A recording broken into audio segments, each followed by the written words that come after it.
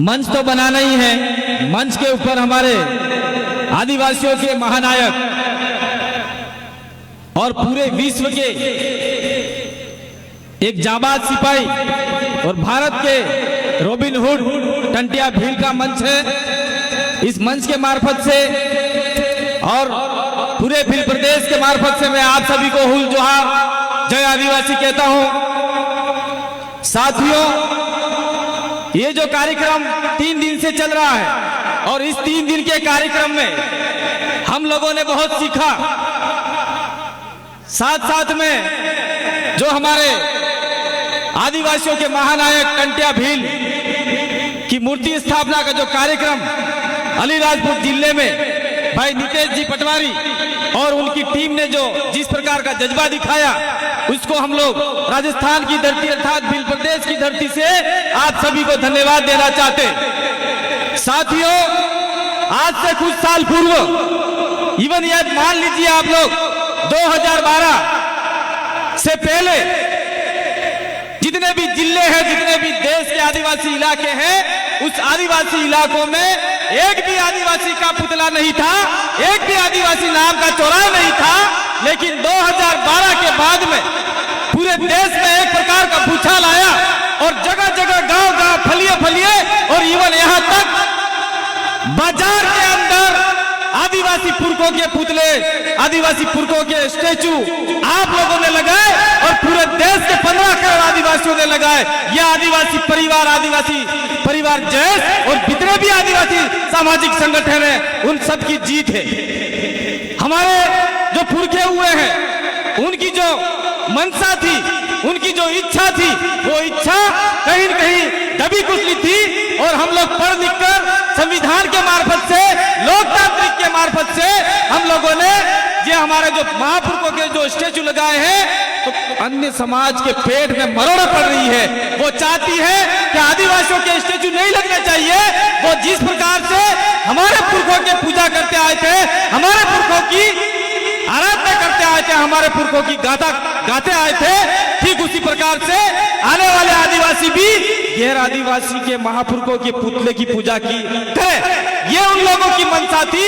लेकिन यहाँ पे जय संगठन और आदिवासी परिवार और जितना भी हमारा मध्य प्रदेश, गुजरात, राजस्थान, महाराष्ट्र का इलाका है, उस इलाके के अंदर तमाम संगठनों ने एक प्रकार का कारनामा कर दिखाया जो हमारे महापुरुषों ने सपना पहले से देखा था। हम लोग देखते आए हैं। अभी हमारे मंच संचालन में मैं सिर्फ 10 मिनट ही बोलूंगा, ज्यादा समय नहीं लूंगा आपका। राजस्थान से आया हूं और कोई राजस्थान अलीराजपुर ये कोई अलग स्थान नहीं है। जितने आदिवासी अलीराजपुर में है, उससे ज्यादा आदिवासी डूंगरपुर में है और उससे भी ज्यादा आदिवासी पूरे भील प्रदेश में है। इसलिए हम लोग सिर्फ मात्र टंटिया भील का मूर्ति लगाकर और हम लोग खुश हो जाएंगे, ताली बजा लेंगे। लेकिन टंटिया भील की जीवन की जो गाथा है, जीवन का जो इतिहास है, वो इतिहास पूरी तरीके से किताबों में छापा नहीं गया। छापा गया तो किसी आदिवासी ने नहीं छापा, किसी अन्य ने छापा। तो जो मूल जानकारी है, वो जानकारी अभी तक हमारे पास पहुंची नहीं है। मैं कुछ समय पहले टंटिया भील का एक किताब पढ़ रहा था। उस किताब के अंदर मैंने पढ़ा कि टंटिया भील के जो माता पिता थे, वो एक किसी सेठ साहूकार के वहां मजदूरी करके उसमें जमीन में आधा हिस्सेदारी करके अपना जीवन गुजारा करते थे।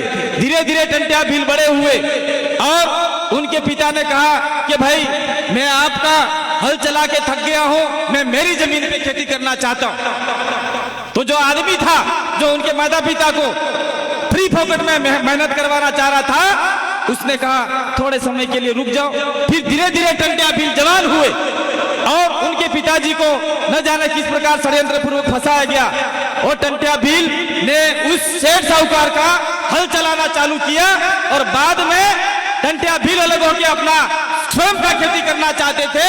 लेकिन उस सेठ ने टंटिया भील को झूठे मुकदमे में फंसाया, फिर दूसरे में फंसाया, तीसरे में फंसाया और टंटिया भील ने सोचा कि पूरे आदिवासी इलाके में मेरे आदिवासियों के साथ में शोषण अत्याचार हो रहा है, इसलिए कहीं न कहीं मुझे इसकी आवाज बुलंद करनी होगी। और टंटिया भील ने उस सेठ के सामने अपना जज्बा दिखाते हुए उससे अलग हो गए और अपनी टुकड़ी बना के पूरे आदिवासी पट्टी में आदिवासियों के साथ साथ में जो हमारे साथ में रहते आए दलित समुदाय था, अन्य समुदाय था, उनकी आजादी की लड़ाई टंटिया भील ने लड़ी। और आज क्या हम टंटिया भील के नक्शो कदम पर चल रहे? टंटिया मामा टंटिया भील की जय, शाम होते ही आधा पी लिया भूल गए। ऐसे टंटिया भील आगे नहीं बढ़ेंगे, ऐसे हमारा समुदाय आगे नहीं बढ़ेगा। इसलिए हमको उनके नक्शे कदम पर चलना होगा। साथियों, जहां तक हमने पढ़ा है टंटिया भील का जो इतिहास है, उस इतिहास में अंग्रेज और जो यहाँ का सामंतवादी लोग थे, उन्होंने टंटिया भील को फंसाने के लिए बहुत सारे इनाम रखे थे। पहले में 100 रुपये रखा, टंटिया भील नहीं माने। 500 रखा, नहीं माने। 1000 रखा, नहीं माने। और अंतिम तक मैंने जो पढ़ा है 1500 रुपये टंटिया भील को पकड़ने वाले को इनाम दिया जाएगा, ऐसा रखा था। और उस जमाने के 1500 रुपये 15 करोड़ के बराबर थे। फिर भी हमारे आदिवासियों ने टंटिया भील को पकड़वाने का काम नहीं किया। लेकिन हो सकता है एक दो आदमी आज भी हमारे समाज में विभीषण बने हुए हैं, उस जमाने में भी टंटिया भील को पकड़वाने का काम किसी अन्य समाज ने नहीं किया, खुद हमारे समाज में से 2 गद्दार लोगों ने किया था। ऐसे गद्दारों की पहचान आज की तारीख में हमको करनी होगी ताकि हमारा समाज आगे बढ़ पाए। करनी पड़ेगी कि नहीं करनी पड़ेगी? ठीक उसी प्रकार से बिरसा मुंडा का भी यही इतिहास है। मैं थोड़ा सा वापी साहब के मध्य प्रदेश के जो आजकल जो घटनाक्रम हो रहा है, उस घटनाक्रम पे 2 बातें रखना चाह रहा हूं। संचालक महोदय, मुझे थोड़ा सा माफ करना, क्योंकि हमारे आदिवासियों के साथ में ऐसा हो रहा है। अभी आप लोगों ने देखा होगा रतलाम के अंदर 1800 हेक्टेयर जमीन जो आदिवासियों की है, जो हजारों साल से आदिवासी जिस पे अपनी खेती, अपना कुआं है, अपनी बावड़ियां हैं, अपने जनावर हैं, खेत खलियान है, उसके ऊपर हजारों साल से हमारे पूर्वज खेती करते आए हैं। लेकिन आज की तारीख में आपकी मध्य प्रदेश सरकार ने उस 1800 हेक्टेयर जमीन पे कब्जा करने के लिए एक प्रकार का न जाने कौन सा उद्योग खोलना चाह रहे हैं, हमको नहीं पता। और वो लोग, हमने गए साल भी आपके इधर से भी बहुत सारे साथी आए थे मध्य प्रदेश के, आपके मध्य प्रदेश के, राजस्थान के, गुजरात के, रतलाम में बहुत बड़ा सभा हुआ था और हमने विरोध किया। लेकिन अभी हाल फिलहाल में 15 नवंबर बिरसा मुंडा जन्म जयंती के ऊपर वहां के आदिवासियों ने पैसा इकट्ठा किया था और पैसा इकट्ठा करके बिरसा मुंडा के स्टैचू लगा रहे थे। लेकिन उसी समय में एक विशेष पार्टी के लोग भी एक यात्रा निकाल रहे थे और वहां के आदिवासियों ने उनका विरोध नहीं किया था, और किया भी हो हमको नहीं पता।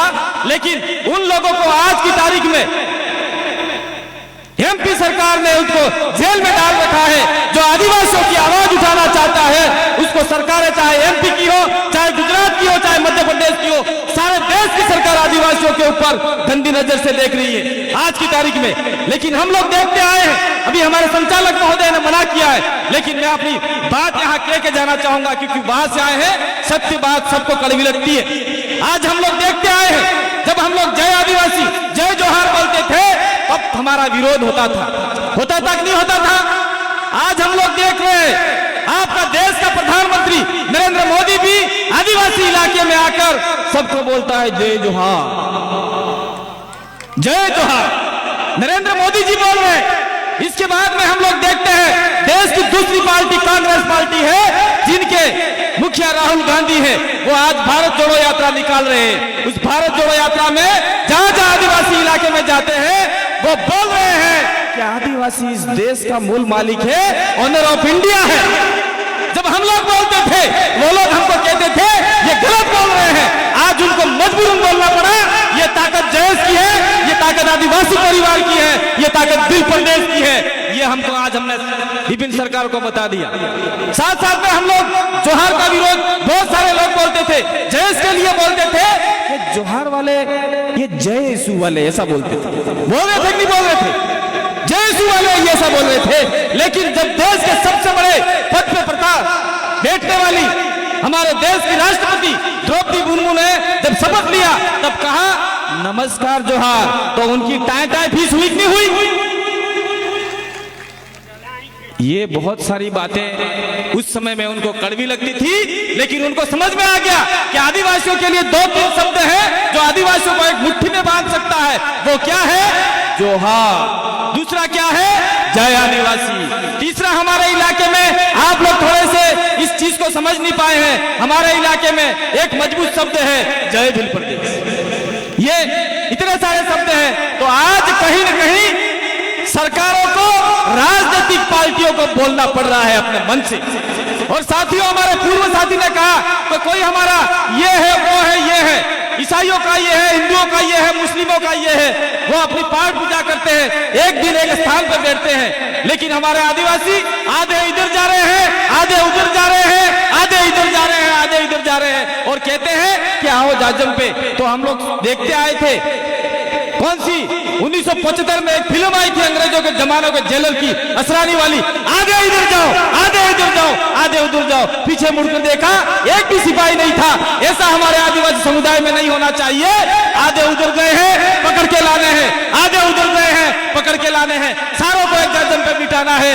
आने वाले समय में हमें हमारी 5वीं अनुसूची के लिए, हमारे पुरखों के लिए, हमारे विशेषाधिकार के लिए लड़ाई लड़नी है। और जो रतलाम के भाई जिन्होंने सरकार ने पकड़ रखा है, उसके लिए भी आपको जगह जगह एसडीएम कार्यालय पे ज्ञापन देने होंगे। और साथियों, मैं कहना चाह रहा हूं, 10 मिनट का समय शायद पूरा होने आ गया है। मैं कहना चाह रहा हूं आप लोगों को, आज से 2012 में किसी चौराहे पे कोई स्टेचू नहीं था। मैं डबल रिपीट कर रहा हूं, डबल कर रहा हूं, कोई स्टेचू नहीं था। आज की तारीख में जितनी भी जेएस की सभा हुई, जितने भी आदिवासी परिवार के चिंतन शिविर हुए, उन चिंतन शिविर में हमने आह्वान किया था कि गांव-गांव, फलिए-फलिए, बाजार हो या मार्केट हो, वहां पे आदिवासी पुरखों के नाम का पत्रा आपको ठोकना है। आप लोग यहां से डूंगरपुर आ जाओ, उदयपुर चले जाओ, उदयपुर से लास्ट झारखंड चले जाओ, जो भी आदिवासी गांव है, उस गांव के हर तिराहे चौराहे पे बिरसा मुंडा चौराया, टंटिया भील चौराया, ये चौराया, ये चौराया। ये अचानक चमत्कार कैसे हुआ? ये चमत्कार नहीं हुआ, हमारे पुरखों की आवाज हमारे शरीर में दबी हुई थी, वो निकल के आपके बीच में आ गई। मैं धन्यवाद देना चाहता हूँ। मैं और भी और बात कहना चाहता हूँ, जिस प्रकार से टंटिया भील का आपने यहाँ स्टेचू लगाया है, तो आने वाले समय में आप लोग ये देख लीजिए, ये अलीराजपुर जिला है, वो अलीराजपुर चिट्ठी पूरी हो गई। अलीराजपुर जिला किसी और का नहीं है। अलीराजपुर जिले में आलिया भील का स्टेचू होना चाहिए, ये आप लोगों को करना होगा। झाबुआ के अंदर जम्बू भील का स्टेचू होना चाहिए, ये आपको करना होगा। चिट्ठी हो, समय पूरा हो गया। हम इतनी दूर से आए थे, आपने मंच दिया, इसलिए मैं यहाँ जो मूर्ति स्थापना वाले जो आयोजन टीम है, उनको बहुत बहुत धन्यवाद देना चाहता हूँ। और आने वाले समय में बहुत बड़े कार्यक्रम होंगे, वहां हमको ज्यादा समय मिलेगा तो और ज्यादा बात बताएंगे। आप सभी ने मेरी बात को सुना, इसी आशा विश्वास के साथ में धन्यवाद। जोहार, जय आदिवासी, जय भील प्रदेश, बोलो टंटिया भील।